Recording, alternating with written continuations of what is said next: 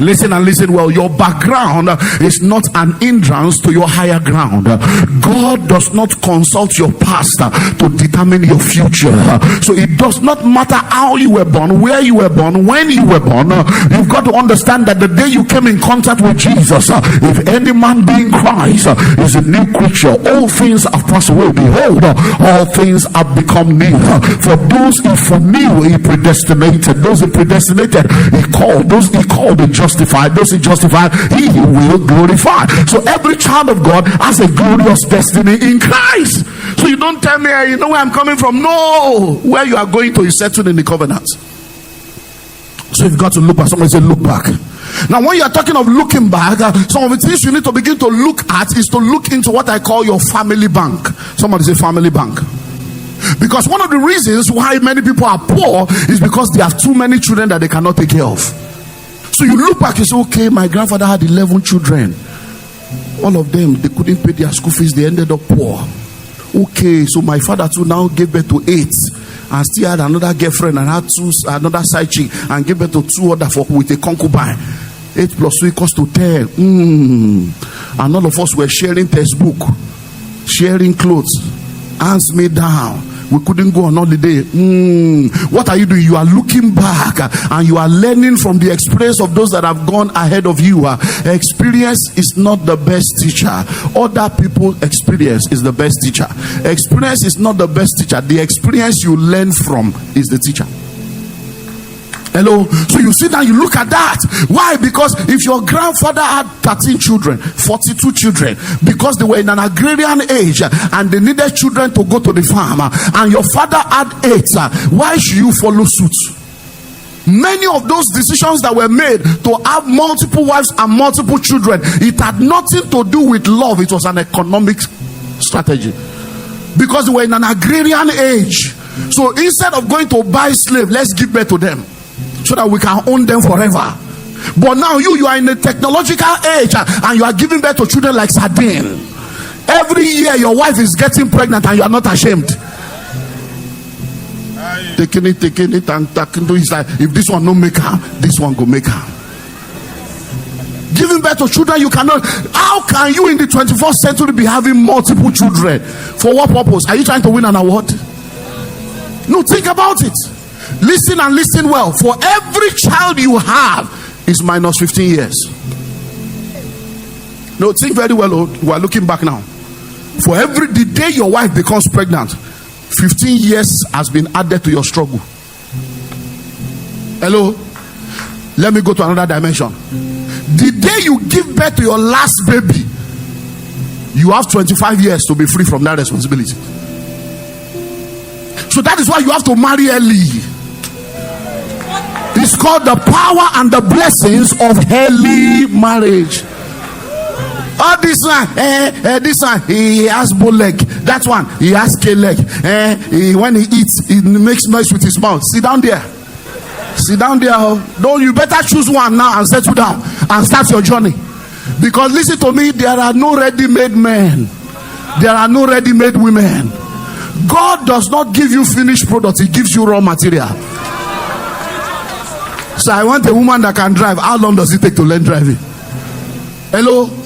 So marry early so that you can give birth early and stop wasting your time and be picking and choosing until you now find yourself, you are now 35. You don't say anything, Lord. Anything, Lord.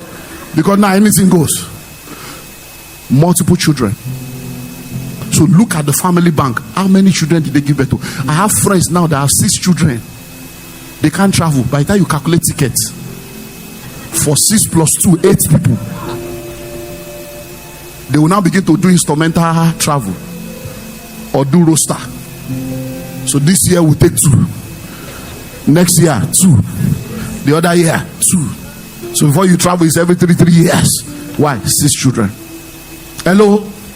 So number one is to look into that aspect of your family bank. How many children do people have? Because these are the things that I've studied. These are the things that lead to poverty. Number 2, check the educational history of your family.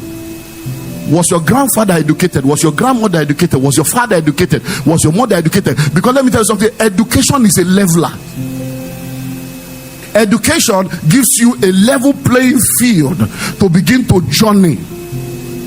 And that's why, listen and listen well. When we talk about wealth, we said this yesterday morning, there are 5 kinds of education you require in order for you to be successful in life. You need academic education, you need personal education, you need spiritual education, you need professional education, and then you need financial education.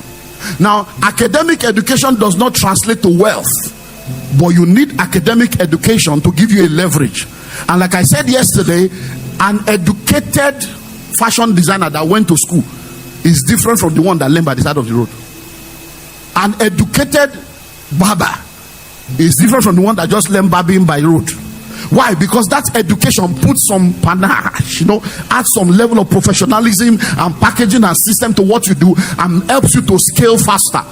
So you need to do a research of the history of your family when it comes to education. Why? You find out that many people have realized that, what my parents suffer, or I will not allow my children to suffer what I've suffered. So majority of them now are now trying to give their children a better life because they have done that research. They look back, say, what I suffer, my children must not go through this, my children must not go through this. So it is that looking back at what they went through that helped them to gain wisdom to say, I must give them a better education. Do you understand that now? The next thing you need to look at is to look at the work journey of your family. Listen and listen well.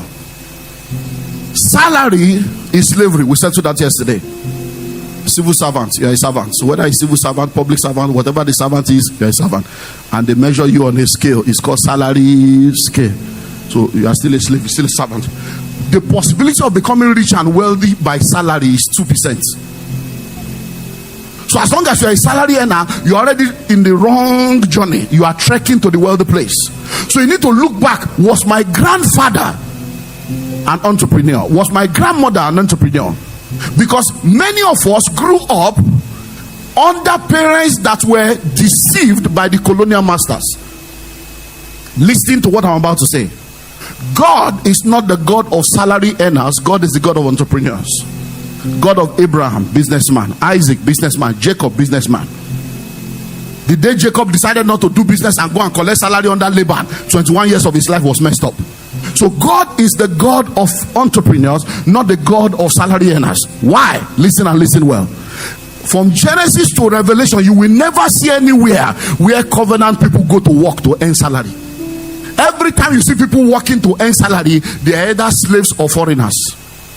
Why? Because from the beginning, the Bible says when man was created, God prepared a garden and gave him a garden to tend and to keep.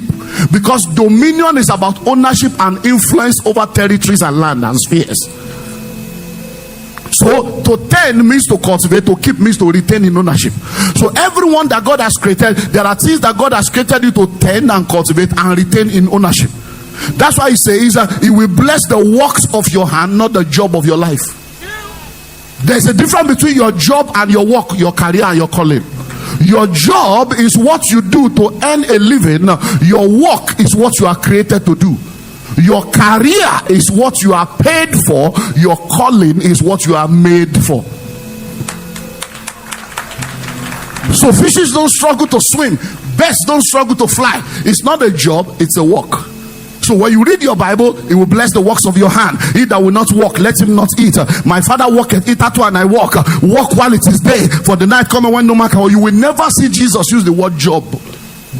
It's always work, because you're supposed to discover, develop and deploy what the Creator has put in you, because everything you need to succeed here was put in you before you came. I'll deal with that in the second point. So you've got to look at the work, because all this, all I owe you is education. All I owe you is education. All I owe you is education. Now they have given you all the education, and after 20 years in school, the first letter you write is I beg to apply. So you spend 20 years in the educational sector to become a beggar. So why go to school to become a beggar? Hello? Now the reason why they are saying all I owe you is education is because they think that education equals to wealth, but that's limited education. They are not incorrect, but they are incomplete, because it's just 1 out of 5 education. So academic education does not translate to wealth. That's why the dean of faculty is going on strike. That's why the professor of economy cannot manage his personal economy. That's why a chartered accountant cannot charter a plane or even charter Uber.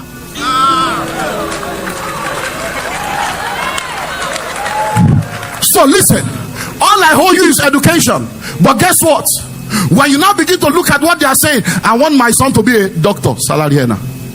I want my son to be a lawyer, salary earner. I want my son to be an engineer, salary earner. So even the education is pointing you to the slavery of salary. And when you want to be a footballer, an actor, an actor, they say never. But that's income, not salary. Are you getting me now? So they put you in that way because the colonial masters messed us up. Go do an history of Africa. We were created as entrepreneurs. Africa is the root of civilization. Hello, somebody. We were created as entrepreneurs. But guess what? When the colonial masters came, they saw your grandfather, my grandfather, our ancestors. They saw them going to the farm, having their own plantations. And they said, no, come. I want you to come and work for me, and you are going to be my gardener. I'm going to take you into the field of horticulture. So they now give you title without entitlement. They give you a position and a job. And they now tell you, you know what you're going to do? When you work with me, you're going to be like me. I'm going to teach you my language. I'm going to take you to my country. And then when you work with me after about 30 years, I'm going to give you a gratuity. And then I'm going to give you pension. I'll pay you till you die. So like Esau selling his birthright, our ancestors sold our entrepreneurial destiny and took over jobs and salaries and corporate careers. And now we have children that were raised by entrepreneurs. Your mother sold bolianepa. Your mother sold fried yam by the side of the road in Asaba. She used the fried yam and bolianepa to send you to university. When you came out of university, instead of you to apply common sense and bring education back to Asaba and take the roasted yam to package yam and take the roasted corn to package corn, you left your mother to die poor. You ended up in a bank inside air-conditioned coffin with official cups, official coffin called the official car, and they took away your destiny, and all the labor of your mother ended because she thought education was all you needed. She gave you academic education but did not give you financial education. So every 5 days we're going to market. It's once a week. In those days they call it a K market day or one market day, just one day. But your great grandmothers, even though they did not go to school, they had enough financial intelligence because it's called native intelligence. God put it there. And even though they did not go to school, well, you know what they did? When they go to market every 5 days, when they come back, they separated the money. This one is to pay Mama Caro. This one is for the one who eats the next AK market day. This one is the one I will put aside in case trouble comes. They understood that, but you went to school, you don't understand it. And the amazing thing right now, I don't know about Asaba, but in Lagos, the illiterate are the landlord, the educated ones are the tenants. And the landlord is calling you Oga tenant, and you are priding. You are parking a 12 million naira car in a 3 million naira rented apartment, and you don't know that angel should come and slap you. So instead of allowing our parents and our ancestors to continue that life, the colonial masters came and said, Abba, how can you be going to market once every Friday when you are not sure you will sell? Come and work for me. You're going to be my cook. You're going to be my steward. You're going to be my cook, steward, chef. They look for packaged language to package your bondage. So you are in the rat race. Listen to me, even if you win the race, you are still a rat. Whether it's golden handcuff or wooden handcuff or silver handcuff is handcuff. So guess what? They became cooks. Then they took your father that was driving horses and camels to go and on. They said, no, you don't need to do that. Come, you will drive my car and you'll be my chauffeur. You'll be my driver. And before you know it, they took our birthright. They took our language, our clothing, our culture, our strength, our entrepreneurship. They took everything away from us and they reprogrammed us. Listen to me. What school did Bible people go to? Schools started in Egypt. Schools were not set up by God. School is a capitalist theory put together to train and discipline people and brainwash them into what they want them to be. That is why when you resume, you are a man. By the time you graduate, you are a doctor. They now change your name based on what they have trained you to do. And because you now say you are a doctor, when I tell you come and do real estate, I don't do that, I'm a doctor. Because you are so daft that you don't understand that there's a difference between the medical profession and the medical business. So you are a medical profession and you are still on strike because of salary. Why? Because you are in the medical profession. But a man that did not go to school and spend many years like you is in the medical business. Why are you a medical doctor and you are not selling syringe? You are not selling cotton wool. You are not selling spirit. You are not selling blood pressure medicine. These are the business of medicine. Yes. So there are people that didn't go to school. They are in the medical business. They are billionaires. You went to school. Colonial master limited you to salary thinking. And when we are telling you to come and do business, I'm a doctor. Hello? Hello? So look. So they tell you, oh, all you need is to go to school, get good grades and get good jobs so that you can pension. So the most valuable season of your life is used as a slave to go and serve somebody else. And after 25, 30 years, they will release you with pension that cannot take you anywhere. Inflation will have eaten it up. Hello? Let me go deeper. The next thing you need to do is to look at, we've spoken of education, we've spoken of entrepreneurship, so let's talk about, we're talking of number of children, let's talk about assets and investment. Your grandfather was a tenant. Your father is a tenant. Now you are a tenant. In what way is that a generational curse? It's a choice. It's not a curse. Your grandfather worked in Nigerian Airways. Railway. You work in Nigerian Airways. Now, the third generation, NIPOS. Now, it's because you were told that just get civil service job so that you can close on time. Hello? So, there were choices that were made. And let me tell you something. If you are actually a tenant, you are involved in idolatry. Yeah, I'm going to prove it. Hello?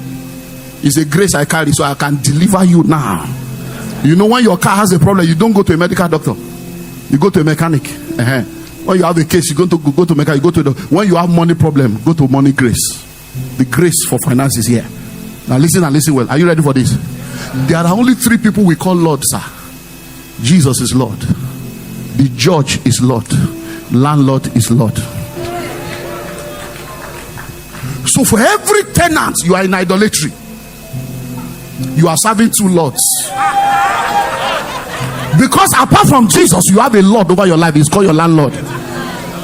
Land is a spiritual matter. I told you yesterday, faith is land. If you are born in Afghanistan, you are most likely a Muslim. You are born in Saudi Arabia, you are most likely a Muslim. Because whosoever owns the land determines the fate of the land. Canaan land na land, promised land na land, the land of the Evite, the land of the Jebusite, the land of the Hittite na land matter. If the earth is the Lord and the fullness thereof, how come you don't have one plot?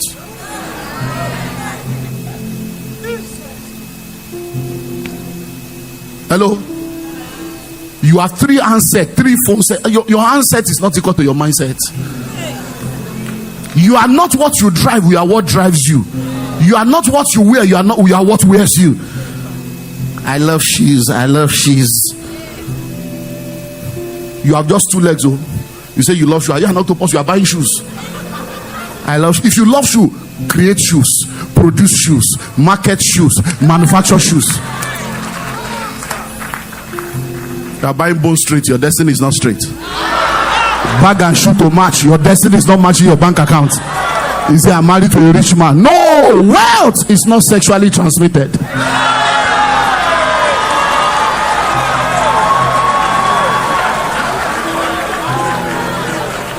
You are doing Aristo, you are doing Ronske. All the rich people you slept with, have you become rich? It's not sexually transmitted. Hello? So faith is land. It's called the kingdom of Saudi Arabia, the United Kingdom. Whosoever owns the land creates their own kingdom. So listen to me. As you are here right now, if when you are about to leave for church, your landlord called you and said, I am coming now, every tenant must wait for me, you will not be in church. You will not be in church. Because you know that landlord is also Lord.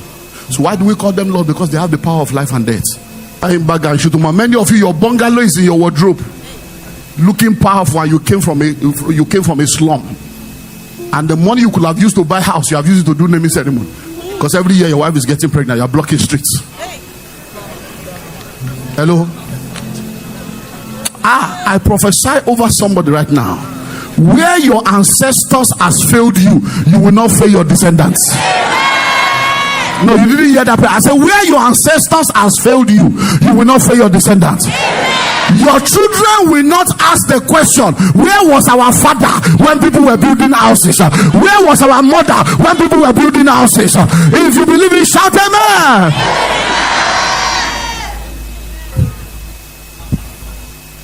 So somebody said, look back.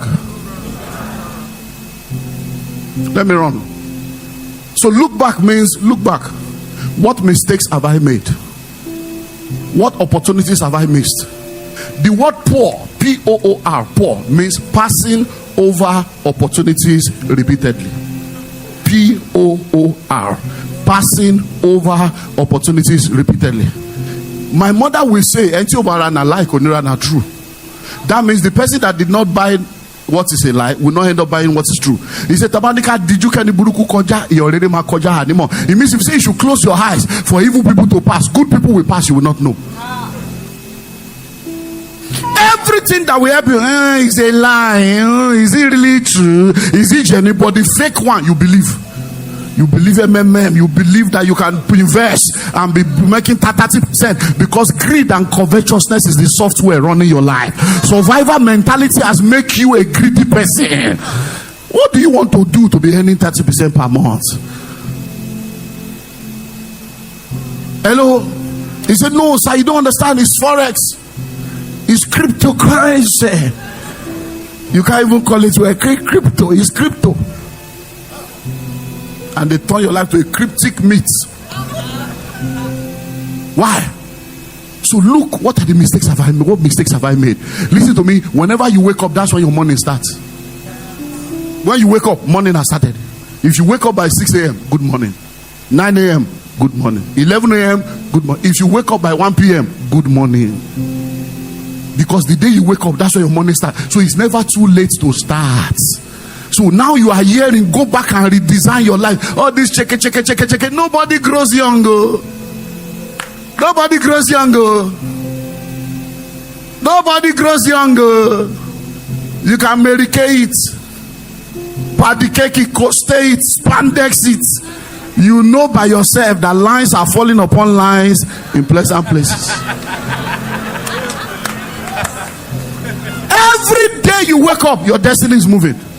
And there's no room for rehearsal. Every day is action. So at this, I'm still young. There's still time. There's still time. There's still time. It's what made the rats to keep eating until they enter the trap.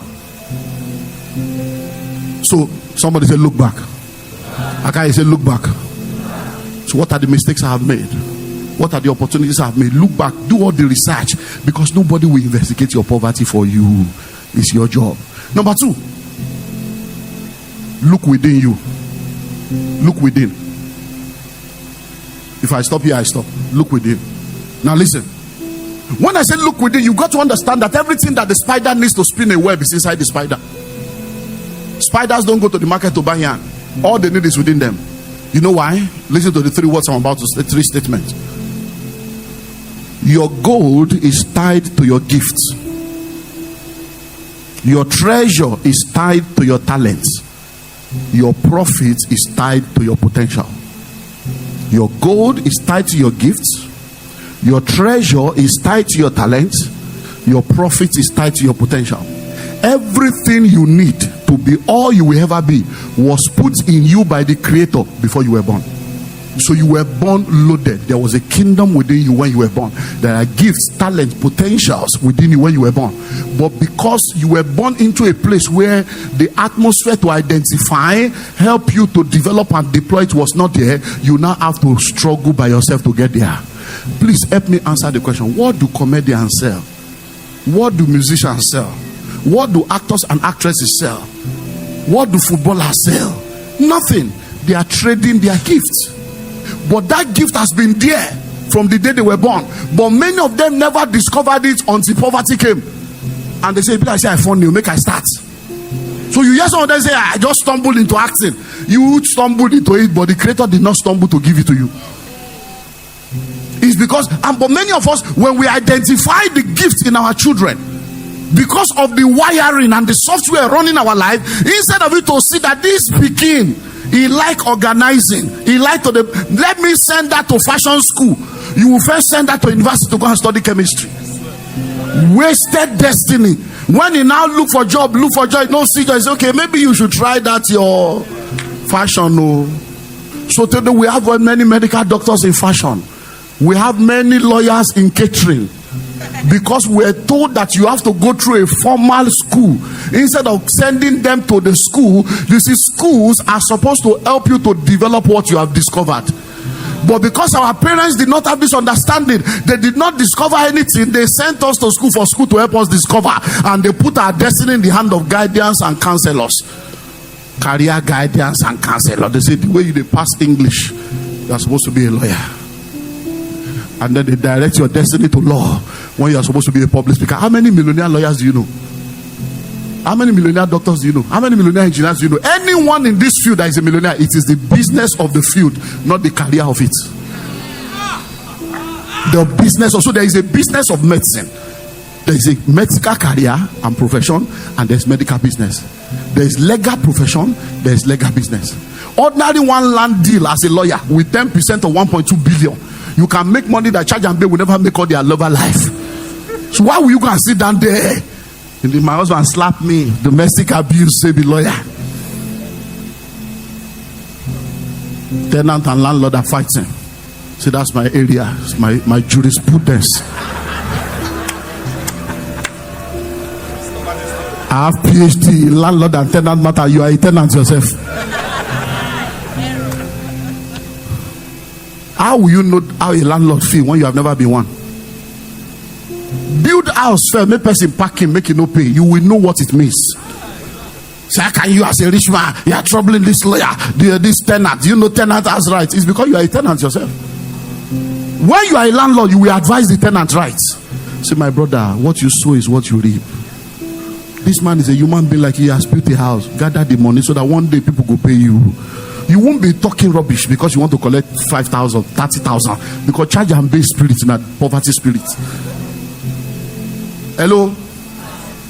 Your grandfather didn't start any work. Oh. They couldn't employ your father. Your father or your family, nobody starts work. They couldn't employ you. Now somebody created a business, employed you as a staff. You beg to apply, you now enter, finish with a form union.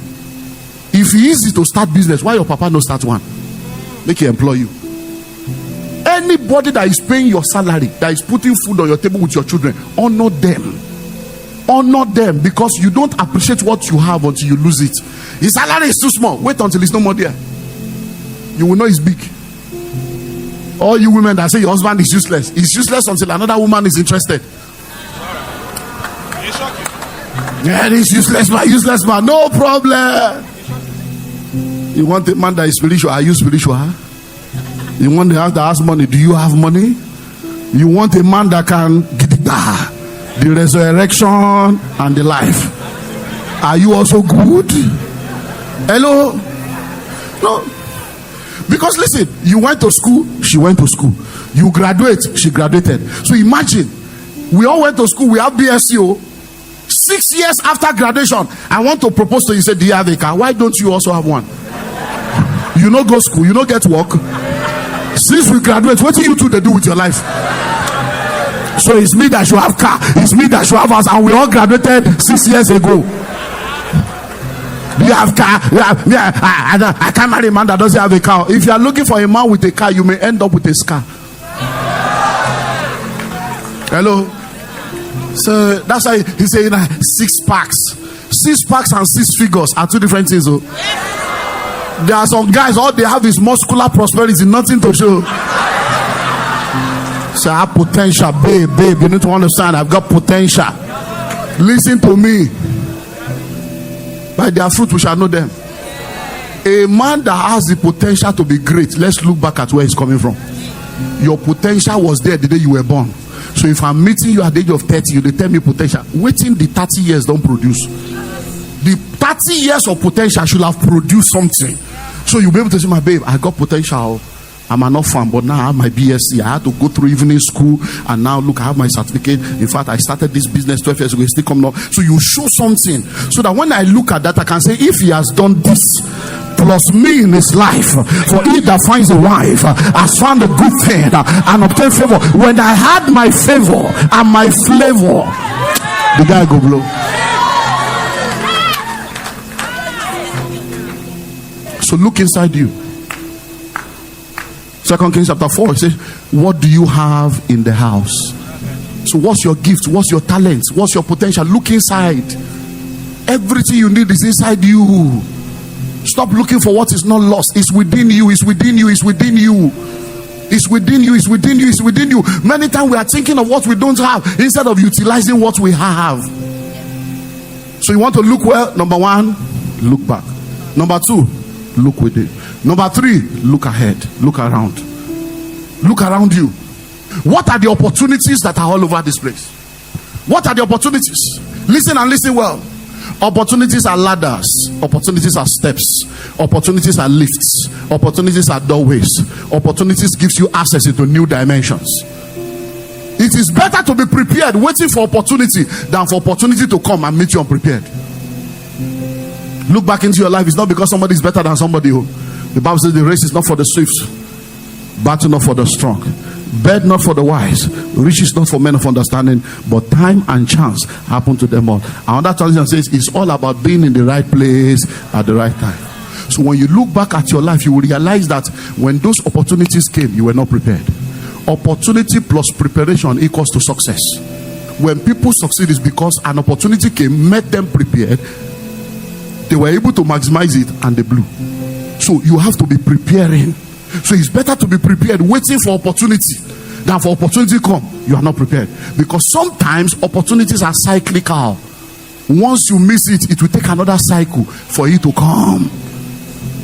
So once you miss it, you miss it. Many of you are wondering now, when you were in your prime, 22, 23, 24, men were coming, toasting you, proposing. Is it not amazing that the same parent that will tell you, who is that man? I don't want to see you with any man. They are the one that will now begin to say, no man is coming. Now drive them. When they were coming to check me out, you drove all of them away. Now you are saying, where's the man? Am I going to manufacture a man?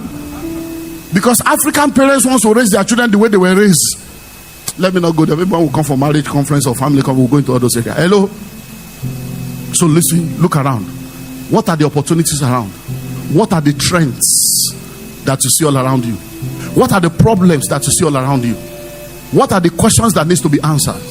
What are the needs that needs to be met? So you look all around. It is looking around that will help you to become a problem solver, because money flows in exchange for values. And to offer value means you are answering questions, you are meeting needs, and you are solving problems. That's what value is all about. But how do you know a problem to solve if you don't identify the problem? So you look all around you. What are the problems? Number 4, so that I can close. Look up. So if you want to look well financially, look back. Look within. Look around. And look up. A lady by the name of Whitney Houston was born in church, raised in church, discovered God and discovered the giftings of God. And then she entered into the marketplace and she was corrupted by the marketplace, because you are either in the secret court or you are in the secret place. When the devil took him to the pinnacle of the temple, to the top of the mountain, the Bible says he showed him the glories, the kingdoms of this world and their glory. And he said, bow down and I will give it to you. And Jesus said, you don't understand. I already have a kingdom within me. There's a kingdom within me. You cannot entice me with other kingdom. I created those kingdoms.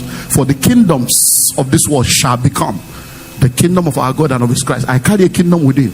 But you see what's happening in our world today is many people that are raised by God, created by God, empowered by God, they go into the marketplace and they become corrupted by the marketplace.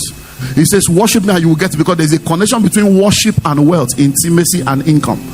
Those who dwell in the secret place of the Most High shall abide under the shadow of the Almighty. You know why? If you are going to prosper, you are either in the secret court or you are in the secret place, because it's called the hidden riches of secret places. It's the treasures of darkness.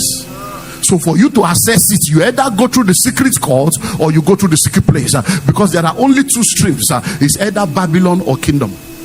You are either doing it Babylon world way or you are doing it kingdom covenant way. So when you are arguing with the kingdom, you lack understanding. And then she was lost in transit. The world took her over. She ended up a drug addict, ended up in all kinds of trouble. And then one day, when they have written her off that nothing good can ever come out of her again, like Samson, her hair began to grow again. And she went deep to her roots and began to lift up her voice. I look to you, I look to you. When all my strength is gone, in you I can be strong. I look to you, I look to you. She went back to the Creator. She looked up, and guess what? Her voice reverberated once again around the entire world. Why? Because she looked up. Listen to the people of God. God is your source. Your job is a resource. Your career is a resource. Your investment is a resource, but God is your source.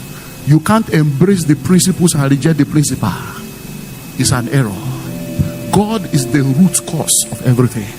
I have seen people that have built houses and estates. When kidney problem, when liver sclerosis come, they sell houses to go to India and come back in a coffin.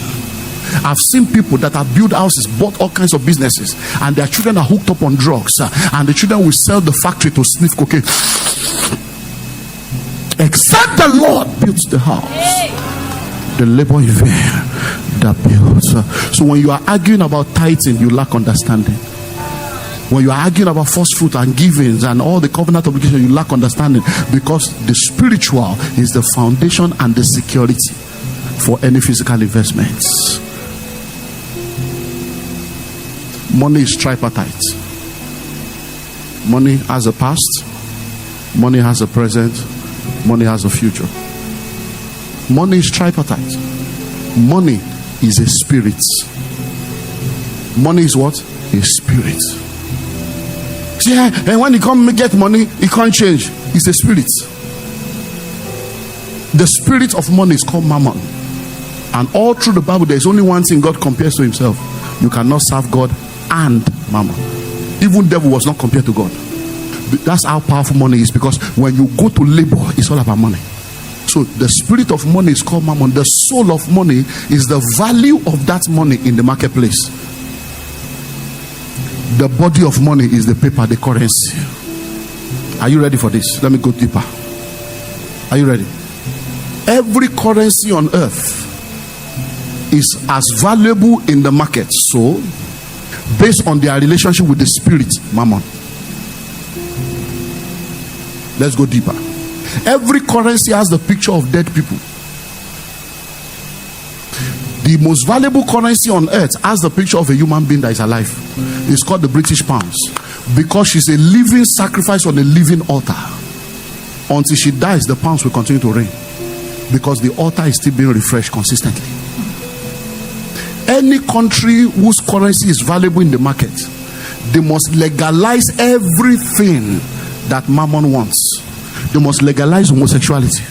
They must legalize abortion. They must legalize same-sex marriage, and all those, they must do that. We now come to Africa. You refuse to legalize all the things that mammon wants you to legalize, and you refuse to serve God the way it's supposed to be served. So in the secret court, you are not there. In the secret place, you are playing religion.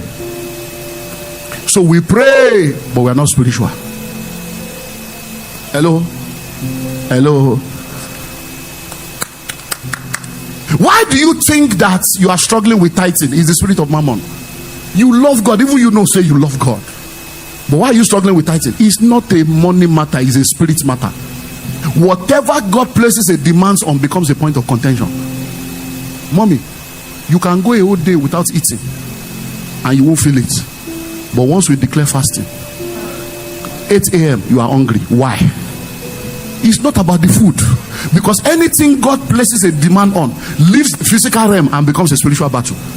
That's why you're hungry by 8 a.m. You that didn't eat 2 days ago, they say, you never eat. Say, and they, hey, now see, so I never eat. Oh, you dey fast now? No fast, I just busy. But the day we say fasting, 7 a.m. I don't know my tummy, I'm hungry. It's a spiritual matter. It's a spiritual matter. My sister, you love God. 10% is not your problem. If you get 100,000, you think say 10,000 are your problem. No. When you are in the salon fixing nails and fixing eyelashes, you spend more than 10,000. When you go out with the girls for cinema and movie night, you spend more than 10,000. So 10,000 is small in the cinema, small in the restaurant, but big in an offering envelope. Because the day God that places a demand on it, it becomes a trouble. It's not the money, your heart is what is being contended for. Because whatever you cannot walk away from, you have not conquered. Giving proofs to God that you have overcome greed. Hello? Are you getting what I'm saying now? So what do? Look up. What graces do I need to connect to? When they were talking about the pastor, talking about just the laugh, I said, this thing are everywhere. Now pastor 50th birthday, and they do announcements, they do video. Very embarrassing, Abi. Do paparazzi over birthday of pastor. Now they do all this wahala, multiple announcements over and over again. But one small cancer now, money will show up. And the man that has delivered you from cancer, that has covered you so that cancer will not come, you are calculating. You are calculating. Hello? You don't have money, Make them kidnap your pikin now, money go show up.